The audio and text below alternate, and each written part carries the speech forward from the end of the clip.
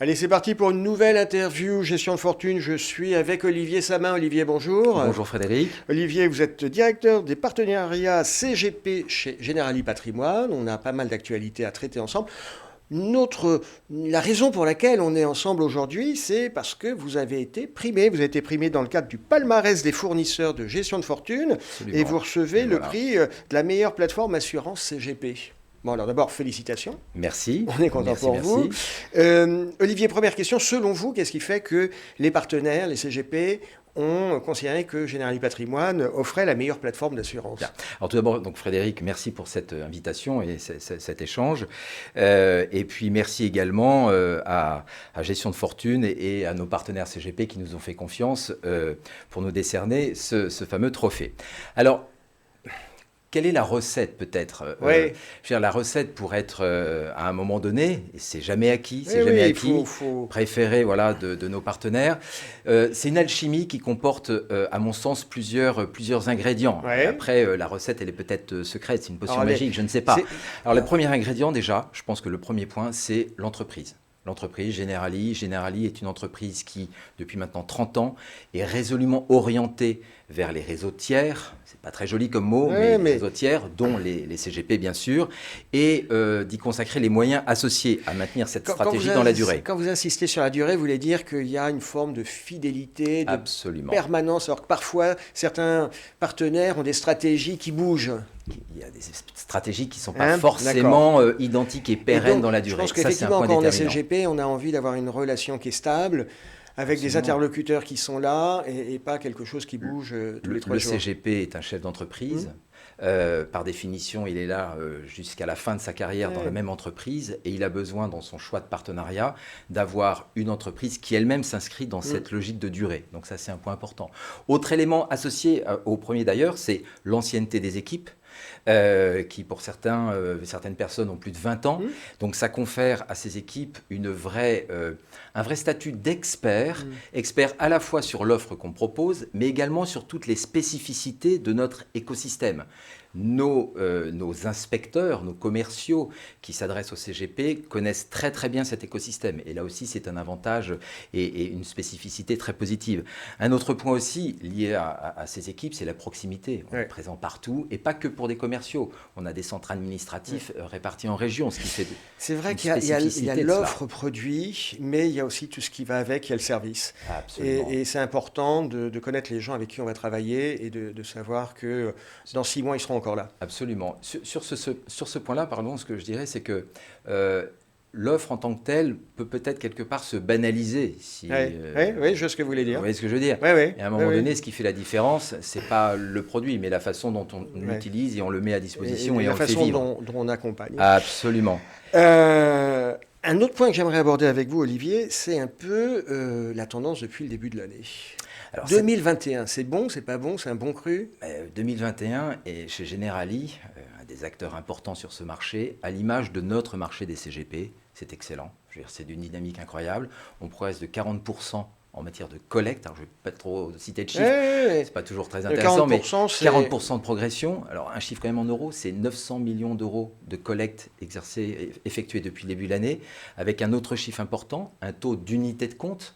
On sait qu'aujourd'hui, on recherche des alternatives au fonds en euros qui, à une époque, était la colonne vertébrale et aujourd'hui qui est de moins en moins rémunérateur. Évidemment. Donc, et alors, le poids des UC chez vous? 70%. Ah, plus c'est de bien. 70%. Au dernier comptage, ça c'était ce matin, on était à 74%. Donc oui, c'est bien et c'est même Vous colossal. attribuez cette hausse à quoi? Eh bien, c'est uniquement parce que chez Generali, vous êtes très bon, vous êtes très sympathique ou alors ça c'est vrai, mais il n'y a pas que ça. Mais il n'y a pas que ça. On attribue ça vraiment, je pense, à la façon dont aujourd'hui les CGP abordent le conseil en allocation d'actifs auprès de leurs clients. D'accord. Où il fut un temps, c'était peut-être assez facile. Je parlais du fonds en euros, cette colonne vertébrale qui représentait peut-être la majorité et l'unité de compte, la diversification. Aujourd'hui, c'est l'inverse. Et c'est là où justement, dans cette dynamique, notre enjeu consiste à proposer les fameux supports, les unités de compte dont nos conseillers ont besoin pour exercer leur métier de conseil et donc de vente. Et là aussi, un point important, parmi les critères d'appréciation d'un assureur avec lequel on travaille, c'est pas tant sur le nombre de supports qu'on met à disposition, mais c'est sur l'agilité que nous avons au référencement et à la mise à disposition de ces supports au moment où ils sont souhaités. Allez Olivier, un dernier point. Qu'est-ce qui se vend en ce moment ? Vous l'avez dit, depuis le début de l'année, plus 40%, donc on sent que vous êtes un homme heureux, c'est bien. Je suis heureux pour mes partenaires, absolument. Parce qu'on a un terreau de CGP qui sont dynamiques. On voit bien que les réseaux bancaires sont en train d'essayer de se restructurer. Il y a de l'inertie, c'est complètement lourd. En face, les CGP sont souvent très mobiles, très agiles. Plus 40%, donc c'est bien, on est content pour vous.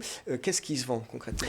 Alors, ce qui se vend déjà dans cette allocation d'actifs, justement, en unité de compte, c'est toujours une importance significative de l'immobilier.